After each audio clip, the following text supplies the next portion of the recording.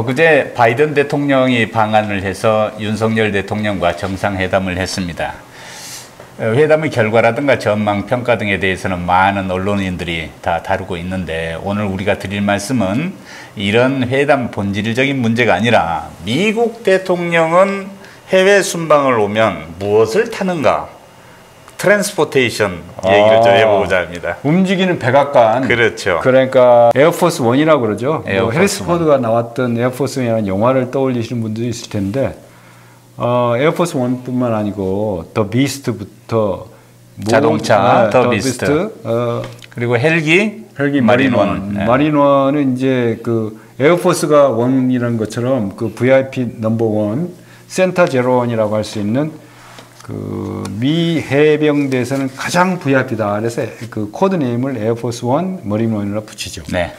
에어포스 원은 보잉 7478I 기종을 현재 쓰고 있는데요. 재원이 대단합니다. 제가 조사를 했습니다. 핵폭발 충격에도 견디게 설계가 되어 있고 첨단 미사일 요격 시스템을 갖추고 있으며 6개의 침실과 응급 수술실이 구비되어 있습니다. 한 번의 급유로 지구 반바퀴를 비행할 수 있는 4개의 초강력 제트 엔진으로 구성되어 있습니다. 대단한 그 안전 경호 시스템이 되어 있을 뿐만 아니고 상당한 그 안락한 그 침실 얘기도 했지만 요번에 바이든 대통령이 그 트랩에서 처음에 나올 때 그 여러 가지 보니까 지구 반바퀴를 돌아서 온 그 80에 가까운 노인치고는 너무 쌩쌩하고 생생해요. 쌩쌩하고 젊은이처럼 나와요. 마치 샤워를 막 마치고 나온 신선한 프레시한 모습을 보여주려고 했는데 그 정도로 휴식을 취할 수 있게 저도 그 돼 있는 거죠. 초급장교실의 시절에 공군 에어포스 원을 지원했던 그런 경력이 있거든요. 무섭습니다.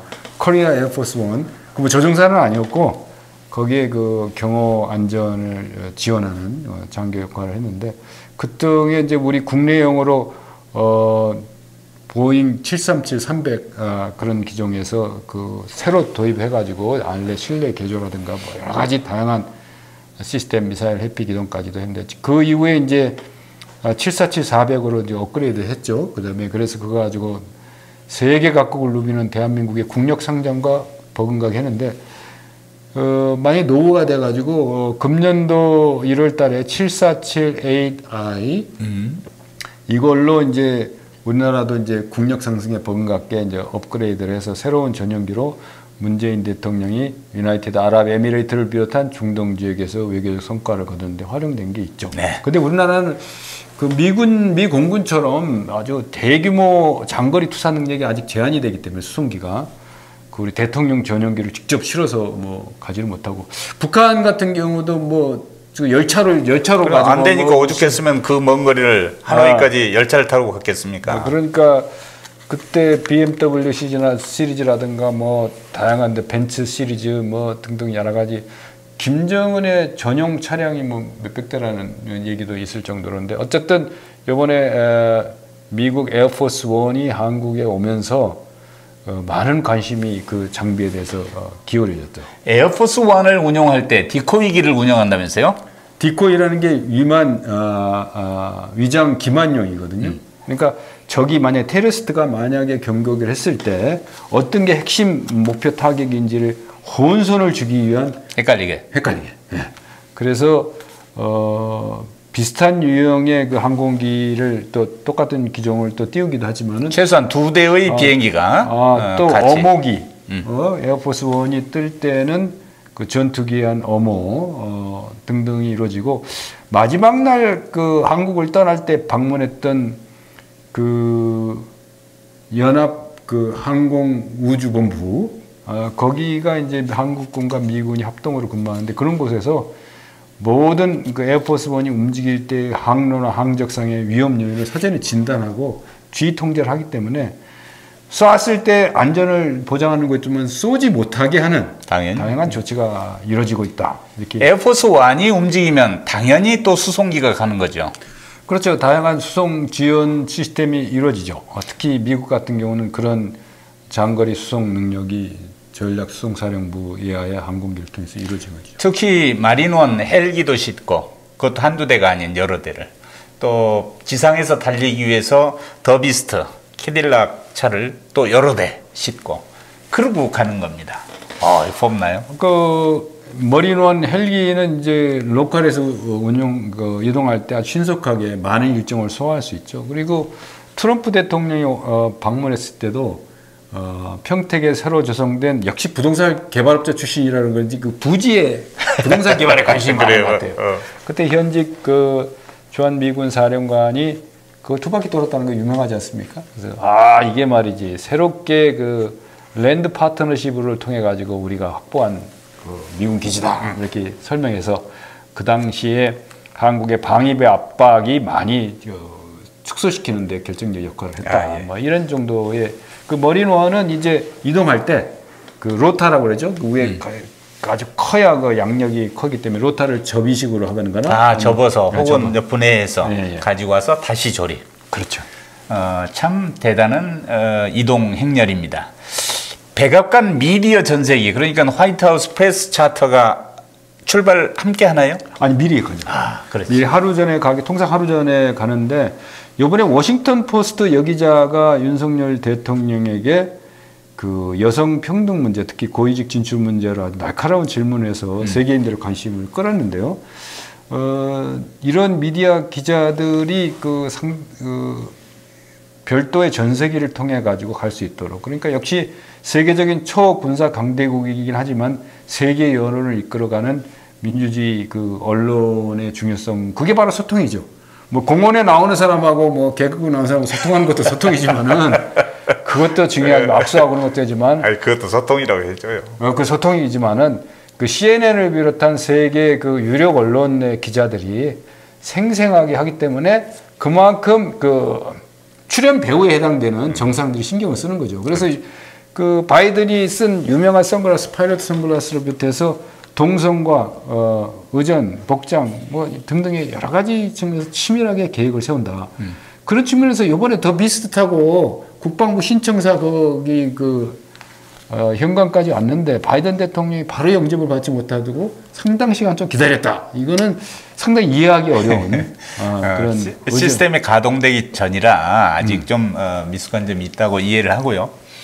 더 비스트 행렬이 이렇게 이동하는 걸 혹시 유심히 보셨습니까? 차량 넘버가 같던가요? 다르던가요? 확인 안 됐는데 그 혼선을 주려면 뭐 같게 하든지 그렇죠? 뭐 약간 차이 나게 하든지. 석대 넉 대가 움직이는데 어디에 대통령이 탑승했는지 누구도 모릅니다. 그런데 다 같은 차량 넘버를 쓰고 있습니다. 그 김정은을 호위하는 호위 그 경호 요원들은 막 뛰어서 그 경호차 전용 차량을 뛰어가는데 거기서 재미있게 보면 이제 미국 대통령도 그러지만은 그 경호원들이 마지막에 이제 차량의 속도를 통해서 쫙 달릴 때 마지막에 점프해가지고 샥 다이빙 슛으로 들어가는데 멋있어요. 그 훈련 받기 위해서 저도 뭐 그런 거 해봤는데 한번 문에 부딪히면 진짜 뼈 부러집니다. 그만큼 차량에 견고하고 그리고 방탄 시스템이라고 되어 있기 때문에 굉장히 그 위험한 그 어쨌든 무기는 아니지만 어떤 경호 차량이다. 미국 대통령이 타는 전용 차량을 더 비스트 GM의 캐딜락 1인데요. 세상에서 가장 안전한 차라고 말합니다. 무게가 8톤. 상상을 초월하죠. 6200cc 엔진을 사용하고 있습니다. 차체는 20mm 특수강, 세라믹, 티탄, 특수강 이런 걸로 구성이 돼 있어요. 최첨단 재료공학이 아주 지금 우주 가는 게 우리나라도 그렇지만 우주 가는 우주 발사체에 들어가는 여러 가지 부속도 그렇지만은 이 대통령을 경호하는 전용 차량에 들어가는 특수강의 그 재료공학 그것도 첨단이죠. 방탄 유리 두께가 13cm. 그렇군요. 대단해요. 그러니까 차 무게가 어마어마한 거예요. 근데 문제는 우리는 주어도 못 타. 휘발유 1리터에 1km 가는 차예요. 가성비가 확 떨어지네. 그러니까 그만큼 중요한 게 그 가성비가 떨어지는 그 차량을 제공하는 거는 그만큼 역할을 하라는 거죠. 그렇죠.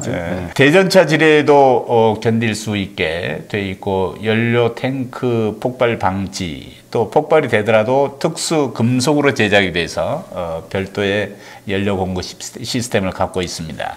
그래서 헐리우드에서 그 미 대통령을 겨냥한 테러와 관련된 영화들이 인기를 끌고 신비의 세계죠. 그리고 특히 그 미사일이나 이런 걸 회피 기동할 수 있는 다양한 시스템이 구축돼 있다는 거, 그 전자전 관련 것도 많이 했어요. 그래서 많이 적이 미사일을 지대공 미사일을 쐈을 때도 그것을 회피할 수 있는 일렉트로닉 카운터 메저를 해가지고 ECM 시스템이 체프라든가 미사일이 헷갈리게 만드는 다양한 시스템이 있고, 조종사들이 언제든지 그 미사일 경고음을 또 듣고 또 화면으로도 확인할 수 있는, 그 헐리우드가 좋아할 만한 그 신비의 최첨단 시스템이 다 들어가 있다, 이렇게 네. 보면 됩니다. 우리가 상상할 수 있는 장치는 모두 다 구비되어 있다고. 여기에는 특별히 더 비스트에는 산소 공급 장치, 비상시 대비해서 뿐만 아니라 대통령의 혈액 공급까지 가능하게끔 되어 있다. 야, 어쨌든 저 2박 3일간의 짧은 일정을 대한민국에서 소화하고 갔지만은 그 움직이는 백악관, 하늘을 나는 백악관의 그 어떤 외부적인 단면을 우리가 본 거다. 그러니까 매우 축약되고 짧은 통해서 우리가 뭐 경제 안보니 중국을 겨냥하는 메시지는 여러 가지 그 분석을 내놨지만, 사실의 가장 그 정상 외교의 출발점은 바로 국가 최고 지도자, 통수권자에 대한 경호 안전이다. 그런 측면에서 새롭게 용산에서 웅지를 틀은 대통령 그 집무실이라든가 또 관저 이런 것 등등에 대한 경호 안전적인 측면과 의전이라는, 그래서 다른 작전의 실수는 용서가 돼도 의전의 실수는 용서가 안 되는 거죠. 그런 측면에서 우리한테 시사하는 바가 매우 크다, 이렇게 봅니다. 오늘은 재미있는 미국 대통령의 회담 뒷얘기. 대통령의 탈 것들, 교통수단에 대해서 한번 말씀 나눠봤습니다. 재밌네요. 많은 그 젊은 시청자들 중에서 나도 한번 우주 조종사만 꿈꾸는 게 아니고 저런 더 비스트 괴물을 타는 그런 역사의 주인공이 되고자 하는 그 열망을 가질 수도 있겠어요. 예, 제가 과거에 제외 공간에 근무할 때 어떤 VIP를 수행하는 과정에서 방탄 차량을 한번 타봤습니다. 그랬어요? 예.